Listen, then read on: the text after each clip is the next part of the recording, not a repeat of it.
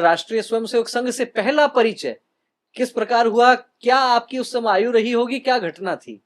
संघ की विचारधारा का मेरे परिवार में प्रवेश तभी हो गया जब मैं 4 साल का था। 1959 में मेरे पिताजी स्वर्गीय पूषाराम जी ने भारतीय जनसंघ की सदस्यता ग्रहण की।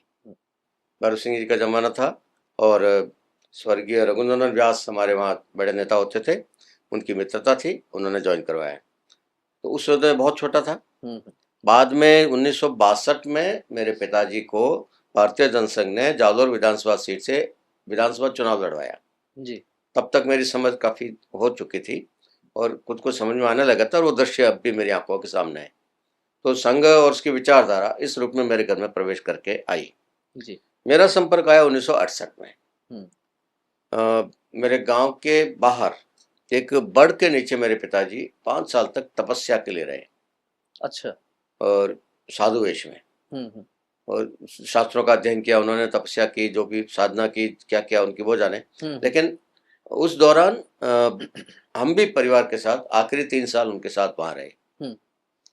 तो वहाँ उस के बाहर हमारी झोंपड़ी जहाँ थी उसके बाहर एक खुला मैदान था जी। अगस्त का महीना शायद रहा, जुलाई या अगस्त का कोई महीना रहा होगा। अच्छा खुशनुमा माहौल था, बारिश हो चुकी थी, रविवार का दिन था। तो आहोर शाखा के स्वयंसेवक वन विहार कार्यक्रम के लिए वहां आए और उन्होंने मैदान वही चुना मेरे घर के बाहर वाला। तो हम दोनों भाई ने, मेरा भाई उस समय मेरे से 2 साल छोटा, हम दोनों भाइयों ने देखा तो हमारे चिर परिचित कई सारे चेहरे उसमें दिख गए। कुछ मेरी क्लास में थे, कुछ उनकी क्लास में थे। तो उनको देख के हम भी बाहर आए। बाहर है तो उन्होंने कहा आओ शाखा में आओ।